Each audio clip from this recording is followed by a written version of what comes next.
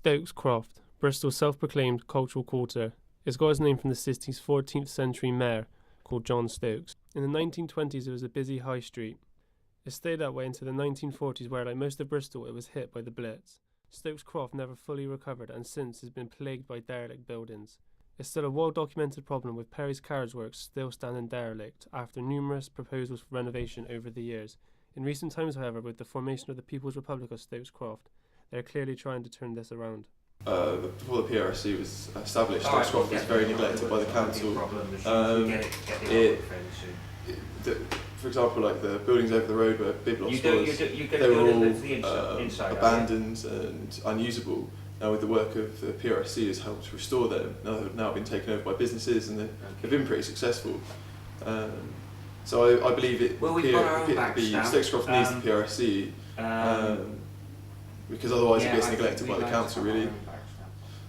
I think Stokes Croft has always been fairly creative and it's always been kind of a cultural hub. But with the PRSC has helped expand that.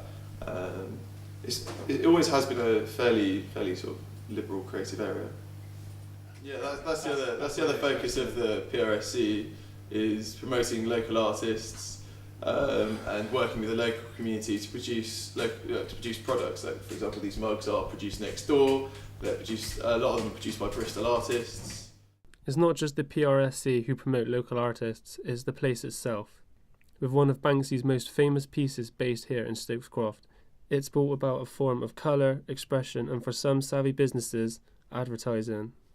With the creativity and the positive input into community increasing in Stokes Croft, some believe this is just another stage on an all too familiar trend.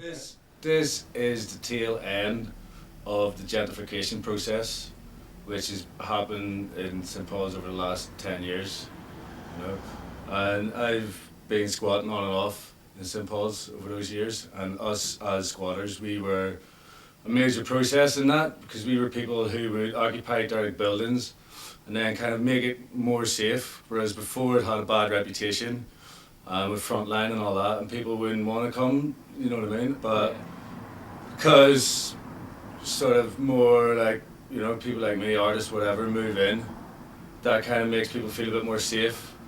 And then all the artists and the creative people kind of move in.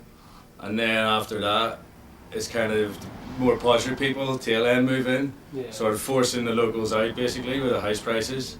You go down Shoreditch, man, it's the same people, and that's what I'm trying to explain to you, this whole thing. It's not like a unique phenomenon, it's been something that's been happening around the country and around the world, Most of the major cities in Europe, Like if you go to Barcelona now, or, well, not even Europe, I mean, it's pretty much America. Like New York is the foundation example of this. But this idea that, okay, how do we change spaces so that they're kind of still public spaces, but we can control them. So we can control what public.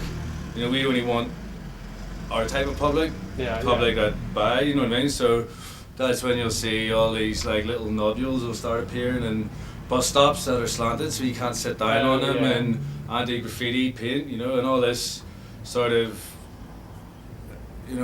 kind of anti-personal sort of devices of making it sure that people can't really, conjugate, you know what I mean? So what you've got going on now is that struggle because of all the services and all the homeless and everybody that's been in St Paul's and used to this kind of thing, that we come down to this area. Most of the sort of alcoholics and the homeless and the people you see out there, they're not people from around this local area. Obviously they're here because the services are here, or they're here because they want to score their drugs here or whatever.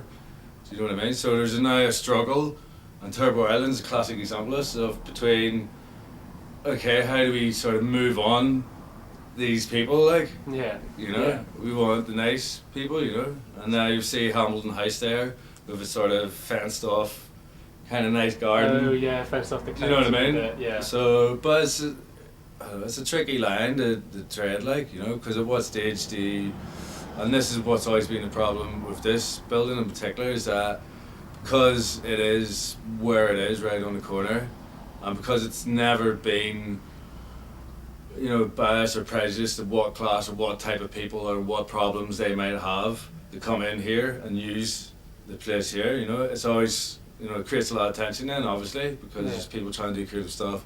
There's people who are maybe more on a destructive path. Whether it will or not, time will only tell.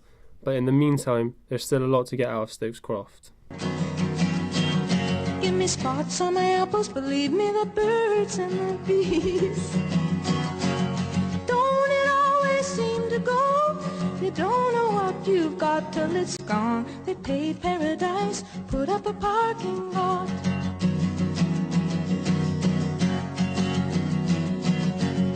Late last night, I heard that screen door slam,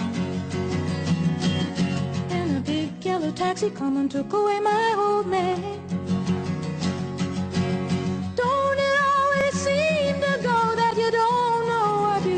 Till it's gone, they paved paradise, put up a parking lot.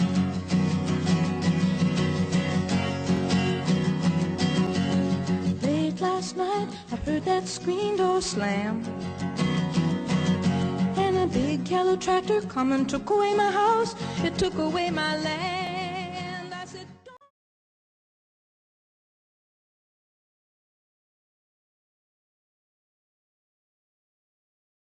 Stokes Croft, Stokes Ditch. That's what we're going to call it, like Stokes Ditch.